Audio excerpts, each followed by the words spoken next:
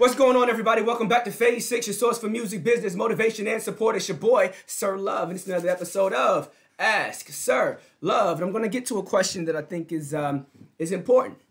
It's very important. I'm going to address a couple things, though. I'm going to address a couple things, and then I want to actually get to some content at the same time. All right? So for those that are new to this, you gotta let me do this PA announcement, a public service announcement, real quick, and then we're gonna jump into it. We're gonna get all the questions answered. I'm actually gonna do a series on this topic, but there's a guy by the name of where is it at? I just had it up. Am I looking at the wrong one? Yeah, here we go. Buvan Mansorta. Buvan Mansortra. Right, I believe I'm sorry if I got your name wrong, but I believe that is the name. It says, please tell me, how can we invest in a single or album music project with an established artist, and also is it economical to invest such huge money in that process and also earn it back? All right, I think that is a great question, and I want to answer that question, but I also want to address something else, because there was a reason I didn't answer a similar question. There was a person that said, I don't know. Hey, bro, you're not replying to my question. I have texted you on Instagram, comments on your videos. Please tell me how we can invest in a single or album music project with an established artist. I don't recall seeing this on Instagram, but it's possible. But regardless of which, I wanted to make an announcement to the community that this is an optional response. I don't owe you any type of explanation for anything. And so this energy felt very uncomfortable for me originally. And that's the reason why I did not answer this question. And I felt that whoever this person was coming with the wrong energy. So please remember, hey, this is a platform where I'm giving you access to information that it would probably take you a long time to get on your own through a lot of experience. And I do not have to tell you shit. All right. And if you're new to this, I apologize if you haven't to hear that, but this question made me feel a way, and I really appreciate everyone else that comes in, you know, with just the proper natural moral code and just talk like a regular person, right? It felt threatening. Maybe that's not how you meant it. It could also be a translation if you're from another country. The way that we communicate could feel different. So I'll take that into account, and I'm going to assume, based off of this second message, that maybe it's a person from another country. And I know translation, things can sound harsh and things of that nature. I've been through that myself in my own international travels. But I do want to say this: if you're reaching out and sending questions, hey, you don't have to be extremely polite, but there's no reason to ever be rude. I will likely not answer your question. But I'm getting the same question again from someone else, and I believe that I saw a similar question in the past. I want to talk about it. So let's jump into it. Those that want to understand how to invest in singles and albums and the music and things of that nature. All right. So there are a couple different ways to do this. All right. Now, the biggest area of concern in this question that I have is, you said established artists, right? Which gives me a vague understanding. If you're saying established artists like Beyonce and Jay-Z and people of that nature, that's typically going to result in you having a personal relationship with somebody in the company. That would be Roc Nation, and someone in that company that can let you know what their interests are and what projects they have on the table and what type of investment that they're looking in and what the returns would be. If you're talking established, by meaning an artist that has just hit the scene, someone that's newer to the marketplace, that is seeing success, that would be someone like a Megan Thee Stallion or someone like that. Again, well, that's Roc Nation as well. But again, you would be in a scenario where you would have to have a conversation with some principal stakeholders affiliated with that project. All right. Anytime you're looking at something established, you're looking at stakeholders associated with the project, which could be the record label, it could be the manager, it could be another entity that is in that circle of influence. And you're basically doing a sales job. You're reaching out and saying, hey, I want to invest in this project. And you're trying to create a scenario where you can get a return for investing in a project. Now, is this a viable methodology? And I'm going to get into other concepts, but is this a viable methodology? Yes, believe it or not, because there are a lot of times when labels are giving artists budgets that artists are not comfortable with, right? The label will say, hey, we only believe in the project at this level based off of our research, right? And research is a music industry term that's actually it's actually formulaic, right? There's actually a process for conducting research, right? Radio stations are known for doing it, but record labels have their own form of research as well. We've done research on the record or research on the project, and we feel that the record only has X amount of viability in the marketplace. It only has X amount of market potential. Therefore, we're only going to invest X amount of dollars because we want X amount of return. In those scenarios, often the artist will disagree. The artist will say, I don't agree that that is the case. I agree that it's going to do more and that you are wrong, right? You've seen the label be wrong with projections such as the famous Outkast debacle with the Speaker Box Love Below album, where the record labels only foresaw it doing so much because the two artists were doing separate albums and featuring on each other's albums in a dual CD project when they were historically known for doing all the records together as a group, Outkast being two male rap artists. The Love Below Speaker Box was completely different in format than everything they've ever done before, and the record labels did not believe that it would be as successful and really urged them not to utilize that methodology. They were creative. They tried something new. Both parts of the records were huge successes. The record was selling out everywhere, and the label did not distribute enough copies to all the stores to meet demand. The label has been wrong. However, there's been other scenarios where the label was looking at the Sweatsuit project that Nelly did, and the label felt that the record was not going to be as successful as Nelly felt it would be. The Sweatsuit project was Nelly presenting himself in two different ways, right? You had the more vocal singer-like version of Nelly that had begun to become popular with his country records, and then you had the more hip-hop traditional Nelly that had created his initial success in the business, and he was trying to do a dual project. The label did not see that it was going to be successful. Nelly felt like it would be successful, and in that particular scenario, it did not achieve the type of success that he historically achieves, and the label was correct. All right?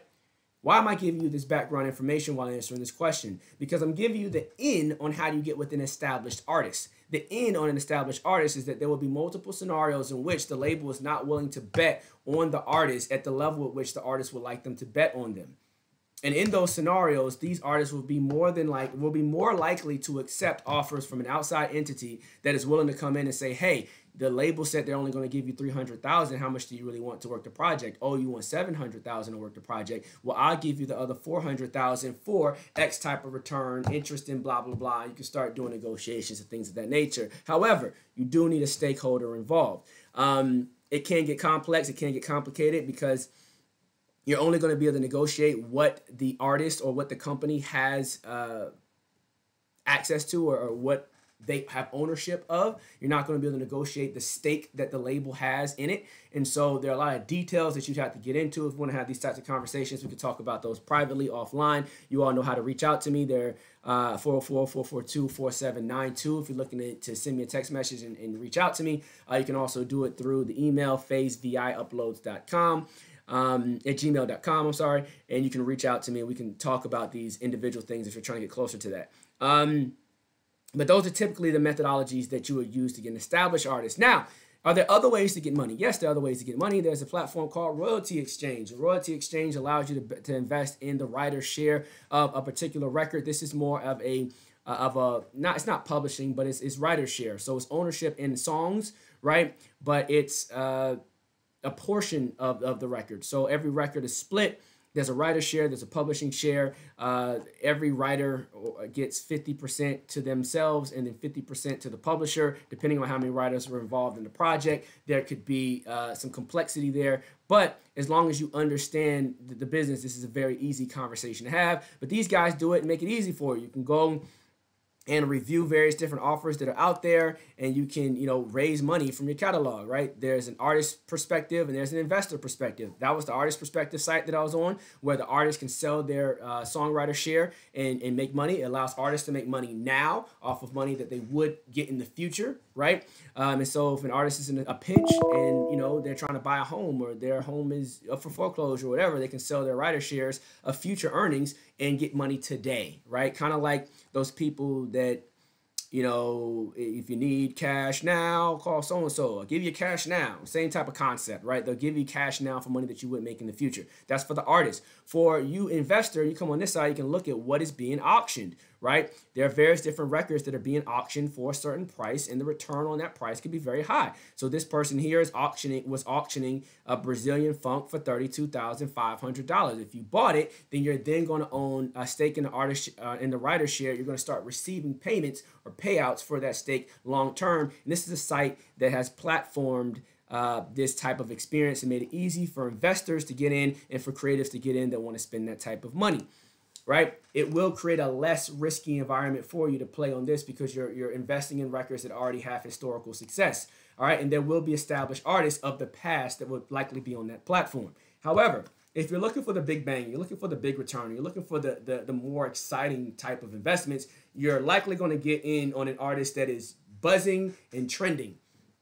This is an artist that has a record that's doing something crazy right now, and it has the potential to go forward. And you want to try to sign, you want to try to get in early, where you give them some type of investment to help them scale their record. You try to beat the record label to the artist because record labels are typically slow to move, right? Record labels will wait until it's undeniable before they jump in and try to add value. Where you as an investor can get in that gap where you say, hey, I see this record is going to be undeniable. It's not there yet, but it's showing promise due to various different attributes. And we can talk, again, that's an offline conversation for attributes, but we can talk about various different attributes that show the potential growth for the record. You can invest in helping to scale that record and then cash out with the ownership that you have in the record and pretty much coast forever, right? And that's what a lot of people really do in this space. I've seen this done a number of different ways with various different strategies that I have not mentioned. But I will note that you're getting into depending on how much money you're trying to invest, this is the big boy stuff, this is the fun stuff, and this is where you can really create a lot of value. And there's a little bit of needle in the haystack type of search involved, but data has made it easier to find that type of information. So I'm talking about a lot of things, but this is a very broad subject. Investing in music is a broad subject. It's not just any one particular area. You're not just going to take a lump sum of money and go here without any type of expertise and expect to see a return in this space. That's how a lot of people get hustled, ganked, stolen, the money stolen from them, ripped off, etc.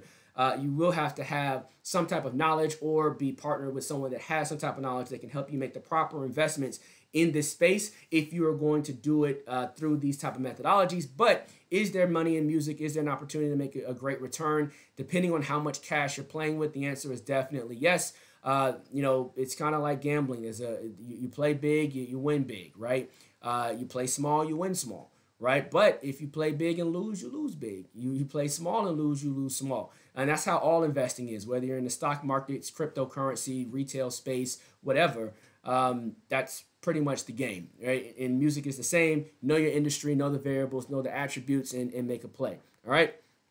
Is it economical to invest such huge amounts of money in that process and that project and also earn it back? Is it economical? Yes, it can be very economical if you make the right decisions. If you make the right decisions, you can be very, very, very pleased, because often you can get huge ownership stakes for minimal investment. Because artists typically, when they're open to doing these types of deals, they're often at a place of vulnerability. They're often at a place of where there's high need.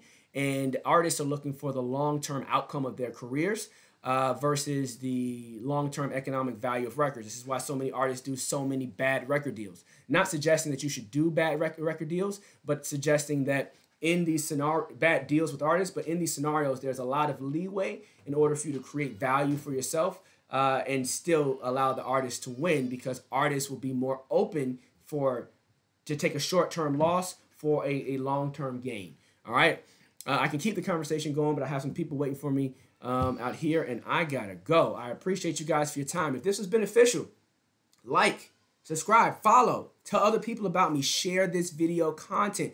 I am going to do a series. I did a series back in 2019, and I broke down all sorts of different concepts associated with investing and even created an investor pack. But during that time period, we weren't operating on the cloud like we should have been. Our computer got fried and we lost everything. I never shot all that type of content again. I do see there's some value in doing that again. So at some point, I'm going to go back into some investor conversations, get you guys some insight for all those future investors out there. I'll probably just make that a pack, because that type of information, I don't know if I'm going to make that just online for free. So we'll probably put it on the website and let you guys know about it when we do it. But other than that, hope this was beneficial. Again, like, subscribe, follow. Tell other people about me. And at minimum, if you have a question about this, leave a comment below. I'm Sir Love. I don't know everything, but I know a lot about a little, a little bit about a lot. And I'm always trying to give you guys everything that I got right here on Phase 6. I appreciate your time and energy. I hope this video was helpful. Have a great day. I'm out.